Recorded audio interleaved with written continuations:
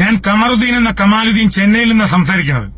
ഇപ്പോ FBയിൽ വരാനുള്ള കാരണം എന്റെ വിഷയം, പാവം പിടിച്ച ദളിത് സ്ത്രീക്കെതിരെ പോലീസ് സ്റ്റേഷൻ അകത്ത് വെച്ച് ആ സ്ത്രീയെ മോശമായി പെരുമാറി ഭീഷണിപ്പെടുത്തി തെറി പറഞ്ഞ് വെള്ളം ചോദിച്ചപ്പോൾ ബാത്റൂമിലെ വെള്ളം കുടിക്കാൻ പറഞ്ഞു എന്ന് പറഞ്ഞ് ഒരു വലിയൊരു വിവാദമായ കേസാണ്. അറിയാലോ അല്ലെ? ബിന്ദു എന്ന് പറയുന്ന ഒരു സ്ത്രീ 24 ചാനലിൽ വന്ന ഒരു റിപ്പോർട്ട് ഞാൻ നിങ്ങൾക്ക് വായിക്കാം. എന്നിട്ട് അതിന്റേതായിട്ടുള്ള മറുപടി ഞാൻ തരാം. വ്യക്തമായിട്ട് എല്ലാവരും ഒന്ന് കാണണം. ഇല്ലാത്ത മോഷണത്തിന്റെ പേരിൽ തിരുവനന്തപുരം പേരൂർക്കടയിൽ വീട്ടുജോലിക്കാരിയായ ദളിത് സ്ത്രീക്ക് പോലീസിന്റെ മാനസിക പീഡനം. സ്വർണ്ണമാല കാണാനില്ലെന്ന പരാതിയിൽ പനമുട്ടം സ്വദേശി ആർ ബിന്ദുവിനെ ഇക്കഴിഞ്ഞ മാസം 23 സ്റ്റേഷനിൽ വിളിച്ചു വരുത്തി വെള്ളം പോലും നൽകാതെ 20 മണിക്കൂറോളം ചോദ്യം ചെയ്യുകയായിരുന്നു. കാണാതായ സ്വർണ്ണമാല അതേ വീട്ടിൽ നിന്ന് കണ്ടെത്തിയെങ്കിലും പോലീസ് FIR റദ്ദാക്കിയിട്ടില്ല. സംഭവത്തിൽ മുഖ്യമന്ത്രിക്കും DGPക്കും ബിന്ദു പരാതി നൽകി. അടുത്തത് വ്യക്തമായിട്ട് പറയാം, ബിന്ദുവിന്റെ വാക്കുകളാണ്. കേരളം നല്ലപോലെ കാണണം.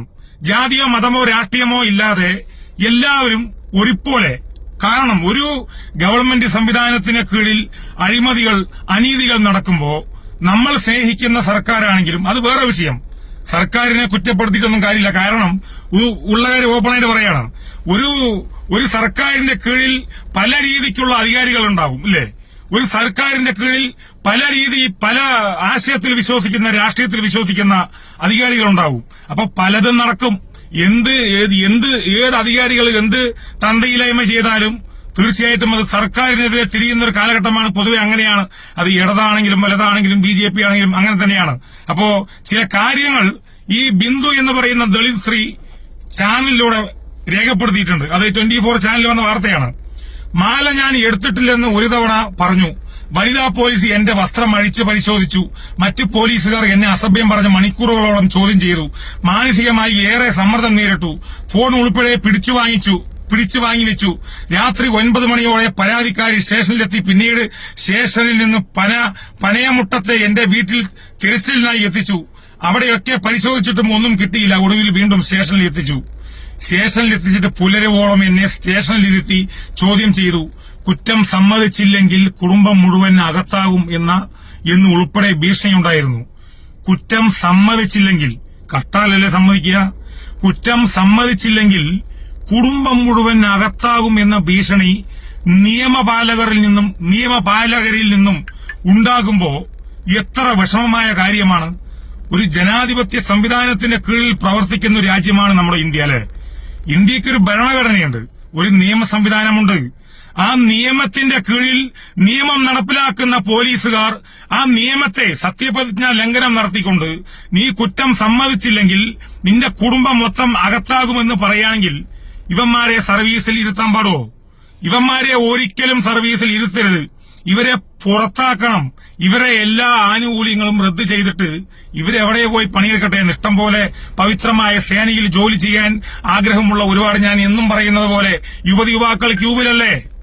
ഈ പരനാറികളൊക്കെ ചവിട്ടി പുറത്തായിക്കൂടെ? വ്യക്തമായി സ്പെഷ്യൽ ബ്രാഞ്ചോ ക്രൈം ബ്രാഞ്ചോ അന്വേഷണം നടത്തി ഇതിലെ കുറ്റക്കാർക്കെതിരെ ശക്തമായ നിയമ നടപടി സ്വീകരിക്കണം. ഒരു പെൺകുട്ടിയെ കുറ്റം സമ്മതിപ്പിക്കുക, സമ്മർദ്ദം മൂലം തെറി പറഞ്ഞുകൊണ്ട് നീ കുറ്റം സമ്മതിച്ചില്ലെങ്കിൽ നിന്റെ വീട്ടുകാരെ അടക്കം പ്രതിയാക്കുന്നവർ ഇവന്മാരാരാണ്? ഈ നാറികൾ ആരാണ്? ഈ പറഞ്ഞ പോലീസിൽ നല്ല മനുഷ്യരുണ്ട്, പവിത്രമായ മനുഷ്യരുണ്ട്. പോലീസിന്റെ യഥാർത്ഥ സേവനം അറിയാത്ത ഒരുപാട് പരനാറികളുണ്ട്.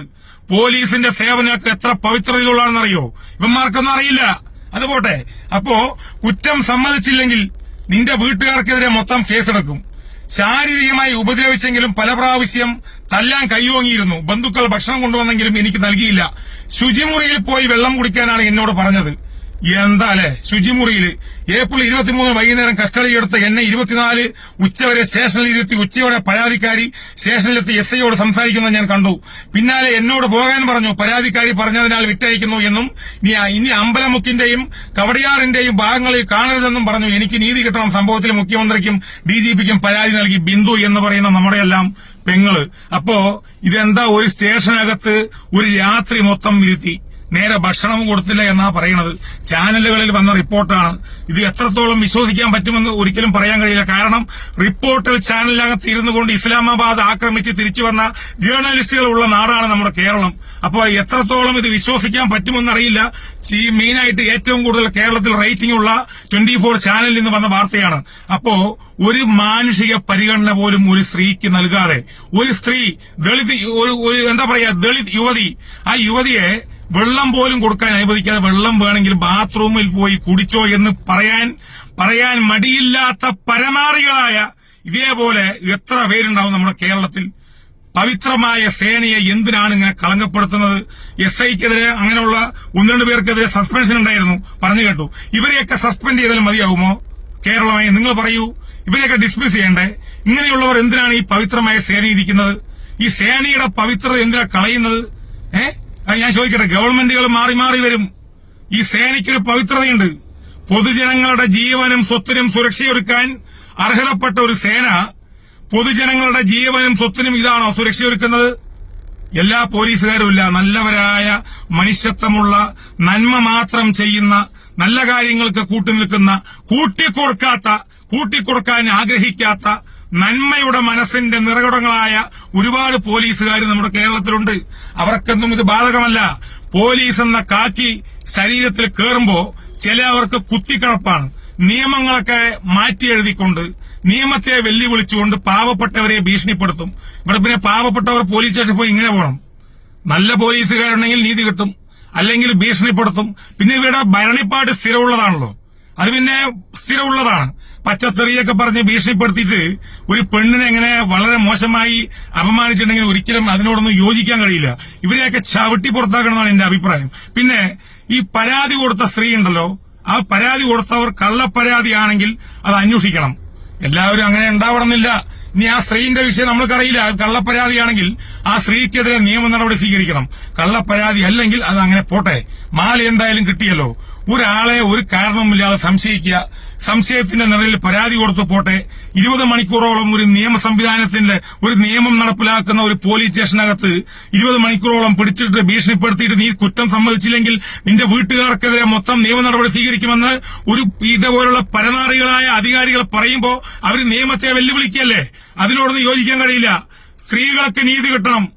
അർഹതപ്പെട്ട സ്ത്രീകൾക്ക് നീതി. അർഹതപ്പെട്ട സ്ത്രീകളെന്നല്ല, മനുഷ്യർക്ക്, ജനാധിപത്യ വിശ്വാസികൾക്ക് ഒരു തെറ്റും ചെയ്യാതെ അവർ നല്ല രീതിയിൽ ജീവിക്കുന്നുണ്ടെങ്കിൽ അവർക്കെതിരെ ഇതുപോലെ പരാതി ഏത് ആൾക്കാർ ആരാണെങ്കിലും ഒരു തെളിവ് പോലും ഇല്ലാതെ ഒരു പോലീസ് സ്റ്റേഷനിൽ കൊണ്ടിരുത്തിയാൽ മാന്യമായി അവരോട് പെരുമാറാനുള്ള സാഹചര്യം ബഹുമാനപ്പെട്ട കേരള പോലീസിൽ നിന്നും ഉണ്ടാകും, ഉണ്ടായിട്ടുണ്ട്, ഇപ്പോഴും ഉണ്ടായിക്കൊണ്ടിരിക്കുന്നുണ്ട്. ചില പരനാറികളായ ഇതുപോലുള്ള പോലീസുകാര് പാവം പിടിച്ച ആളുകളെ ഭീഷണിപ്പെടുത്തി അധികാരത്തിന്റെ ഹുങ്ക് കൊണ്ട് ഭീഷണിപ്പെടുത്തുകയാണെങ്കിൽ അതിനോട് അംഗീകരിക്കാൻ പറ്റില്ല. പിന്നെ പോലീസുകാരോട് പറയാനുള്ളതേ, ഇങ്ങനെ ഈ ഭീഷണിപ്പെടുത്തിയ പോലീസും ഇങ്ങനെ ഭീഷണിപ്പെടുത്താൻ ആഗ്രഹിക്കുന്ന പോലീസുകാരോടും പറയാനുള്ളത്, ഞങ്ങൾക്ക് വേണ്ടി ഞങ്ങൾ ഒരു സംവിധാനത്തെ ഉണ്ടാക്കി, ഗവൺമെന്റ് സംവിധാനത്തെ ഉണ്ടാക്കി, അതിലൂടെ PSC ഉണ്ടാക്കി, അതിലൂടെ നിങ്ങളെപ്പോലുള്ള എഡ്യൂക്കേറ്റഡായ ആളുകളെ തെരഞ്ഞെടുത്ത് ഞങ്ങൾക്ക് വേണ്ടി ഞങ്ങൾ നിങ്ങളെ നിയമിച്ചതാണ് എന്ന ബോധം നിങ്ങൾക്കുണ്ടാവണം.